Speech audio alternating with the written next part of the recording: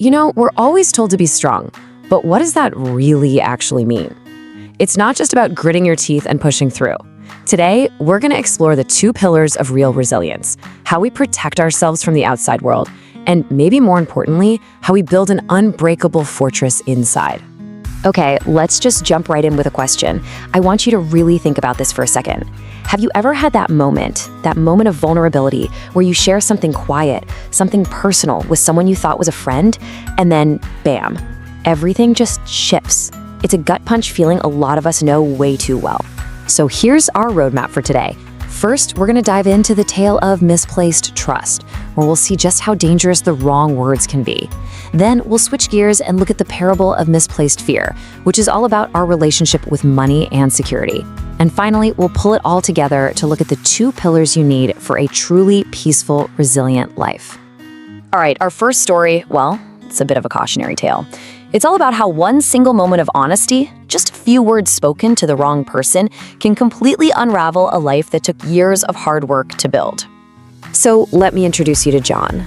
For 8 long years, this guy was the model employee at a cement factory.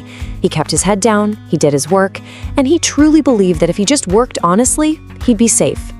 He had a coworker, Mike, who always seemed friendly, always had a smile. In John's world, Mike wasn't just a coworker, he was a friend. Well, after one really grueling shift, John finally hit a wall.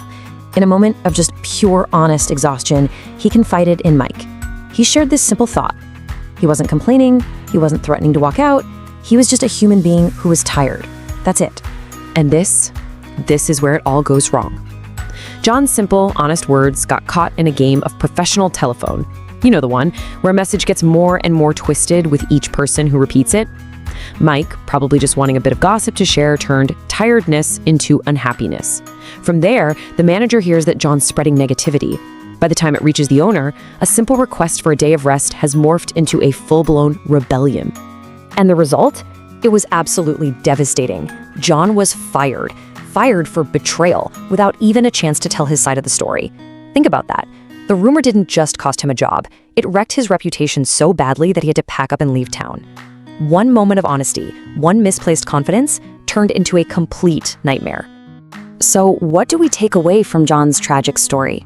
It brings us right to our first pillar of resilience, and man, is it a powerful one: the wisdom of silence. John's story really hands us 3 crucial rules for protecting ourselves. First, silence can be your best protection. Not everyone who smiles and listens actually cares about you. Sometimes the closest ears are the most dangerous. Second, your words have incredible weight. Once they're out there, you can never take them back. And finally, you have to learn to recognize professional boundaries. Wisdom is knowing which struggles to share and which ones are best kept safe inside your own heart, where they can't be used against you. Okay, so guarding our words helps us handle the external world, the threats that can come from other people. But that's really only half the battle, isn't it? What about the threats that come from inside us? How do we protect ourselves from our own fear?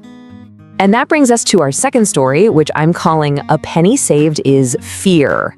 It's a parable that totally flips the script on the idea that just saving money is enough to make you safe. In fact, it argues that sometimes saving money out of fear can actually make you less secure. Now, at the core of this whole thing is something called the scarcity mindset. And this isn't about how much money you have in the bank. It's a state of mind where you save money out of pure, raw fear, which ends up making you too afraid to actually live your life instead of saving with a clear purpose. To really get this, let's meet Ethan. He's a security guard in a town where the power goes out all the time. He figures a generator is the answer, the key to safety. So he starts saving like a man possessed, cutting out every little joy, every small necessity. He was literally skipping life itself. But here's the crazy part. The more money he tucked away, the more terrified he became that some emergency would come along and just wipe it all out. This right here shows the incredible mental shift Ethan had to make. He had to go from this passive mindset of just hiding his money out of fear to an active one of building something with purpose. He started to see that money shouldn't just be silent savings. It should be put to work, creating value and solving real problems for people. The big aha moment for him came from his neighbor, a woman named Mrs. Carter. During a blackout, she didn't just have light, she was renting out her rechargeable lantern and earning a little extra money. And this super simple idea sparked this huge realization in Ethan. Money hidden away in a drawer is silent, but money used wisely, well, that money can speak. It can go out and come back with friends. So how did he do it? It wasn't some giant leap of faith. He started small with a tiny, brave step. Just 2 lanterns. Then he got a notebook and started tracking his small profits, which built his confidence. He took what he earned and reinvested it. And eventually, he was able to level up to a small solar panel. See? He was building a system, not just hiding cash. And this gets us to the real heart of Ethan's story, the purpose of provision. It's all about making that critical shift from a passive mindset of scarcity to an empowered mindset of strategic action. So, what does Ethan's journey teach us? Well, first, that real safety isn't an envelope of cash stuffed in a drawer. It's building something that can get knocked down and stand up again tomorrow. Second, money is a tool. It's meant to be guided carefully through life, not hidden away from it. And maybe most importantly, life doesn't wait for perfect plans. It grows through the small, brave steps you take, even when you're scared. Okay, so let's bring these 2 incredible stories together now. John's story and Ethan's story. They aren't separate lessons. They're the 2 essential pillars that you need to build a truly resilient life for yourself. This chart breaks it down perfectly. You have to master 2 worlds. John's lesson is all about the external world, using the wisdom of silence to protect yourself from what other people can do. Ethan's lesson is about the internal world, using the power of purpose to build your own security from the inside out. Real strength, real resilience means you have to master both. And that brings us to our final and most important takeaway.